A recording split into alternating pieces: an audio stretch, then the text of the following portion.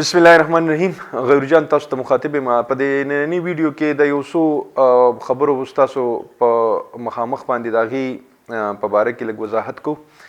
پلنې خو د مولانا طارق جمیل صاحب ته چې کوم هارت اٹیک شو داغي د پاره د دعا درخواست دی چې الله پاک غویله صحت کامله عاجله مستمره ول ورکی ځکه چې مبلغ اسلام دی او داغي د وجه ډېر خلکا الله پاک صراط مستقیم ته راوستل او یې الله پاک مسلمانان کړل. دا د ټول نه غټه خبره ده.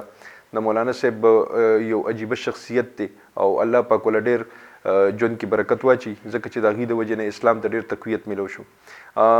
داغي نه پس د مفتی عبدالشکور صاحب په باره کې زیات تر کمنټس کې یا په واتس اپ باندې ما ته باز کسانو میسیجز وکړل چې په هغې باندې ویډیو که چې هغوی د کرسمس پر پروګرام کې د شرکت ولې کړو.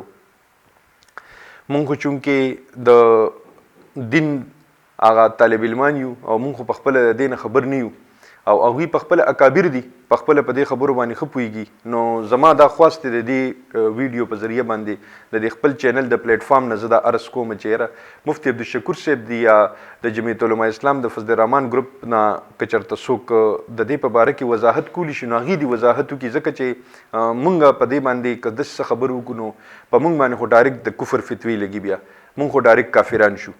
نو منافقین راته وویلی شي او بکواسیات راته وویلی شي چې ته بکواس کې یا ستا ته کم ظرف یا نور داسې خبرې راته وویلی شي.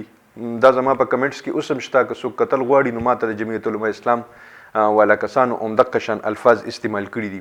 نو مونږ خو کم ظرف هم یو او مونږ خو منافقین هم یو او مونږ خو لکه د اسلام نه نابلده یو. نو چې کوم کسان هغوی سره د اسلام نه بلد کسان دي هغوی د دې خبرې وضاحت وکړي چې آیا د کرسمس دا کیک دا کټکول جایز دي که نه دي جایز. بیا دویمه خبره دغه پروګرامونو کې د مفتی عبدالشکور صاحب شرکت ضروري و که نو ضروري او که ضروري و نو بیا پکې دا تقریر ضروري و او که نو ضروري او که دا تقریر پکې ضروري و نو بیا پکې داسې خبرې کول پکار و چې یاره زه مسجد سره امداد نشم کولی او زه د مدرسې سره امداد نشم کولی او زه د جوماتونو مرسته نشم کولی زه د چرچ او د مندر او د ګردوارې مرسته کولی شم. دا خو زموږ دپاره ډېره د افسوس خبره ده چې زموږ د مذهبي امورو طرف نه داسې خبرې راځي چې په هغې کې کوېسچنز وي په هغې کې سوالیه نشانات وي چې اوس موږ د دې په باره کې موږ د چا نه تپوس وکړو.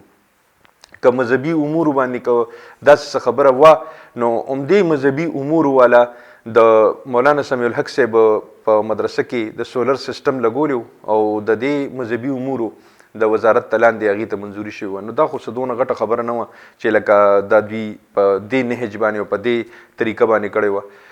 نو زما دا گزارش دی چې یاره مفتی عبدالشکور صاحب د دې وضاحت وکړي یا د هغوی د پارټۍ نه یې څوک وضاحت وکړي. بل مونږ کې د برداشت ماده ډېره زیاته کمه ده جي او زمونږ د برداشت ماده چې کمه ده هغه ورځ ته ورځې کمیږي. مونږ یو بل برداشت کولی نه شو. مونږ د برداشت د هغه معیار نه ورځ ته ورځ غورځېږو. ولې غورځېږو؟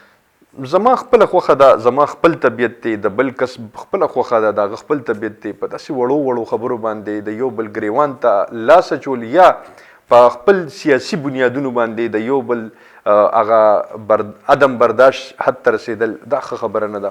نو دا په دې باندې لږ د خپل د دې رویو خیال وساتئ او اخره کې ستاسو په خدمت کې دا عرض دی چې د سیاسي بنیادونو باندې دا رشتې ختمول یا د سیاسي بنیادونو باندې د یو بل سره اختلاف ساتل یا تعلق ختمول دا مه کوئ ځکه چې سیاست کې دا کسان دا دی اوړي روړي وی ګورې جي څوک چې د مسلم لیگ نون او د پیپل پارټۍ والا خلاف کسانو هغه اوس نن یو ځای دي اوس یو شان دي. مولانا صاحب د ایم الولي دپاره د اوټونو د غوښتنې دپاره په جلسه کې شرکت وکړو. بدام د دې جمهوریت حسن دی چې دا ټولې پارټیانې یې بیا را یو ځای کړلې او دا اومکه پارټیانې دي. ما ته په خپله شیخ حسن جان صاحب شهید رحمت الله علیه رایاد شو چې کله هغې ولاړو نو د ولی خان هغه په خلاف ولاړو او هغې کې هغې د شیخ صاحب ډېر تضحیق کړی و په هغه جلسه کې. بیا چې کله د شیخ صاحب جلسه وه نو هغې هغه د تضحیق په باره کې هغې ته وویلي شو نو هغوی ورته وفرمایل چې که زه د الله په نظر کې داسې یم نو بیا خو ټیک ته او که نیمه نو دی که راپسې هر څنګه م پروپیګنډې کوي نو زه چې د الله په نظر کې څنګه یم زه همغه شان به یم. نو والله عالم چې اوس د جمعیت علماء اسلام والا نه هغه د شیخ صاحب تضحیق ایر شو او که نه هغوی اوس په دې باندې خبره کول نه غواړي یا کمپرومایز یې پرې وکړو. خوشحاله او بریالي اوسئ. د لوی الله په امان.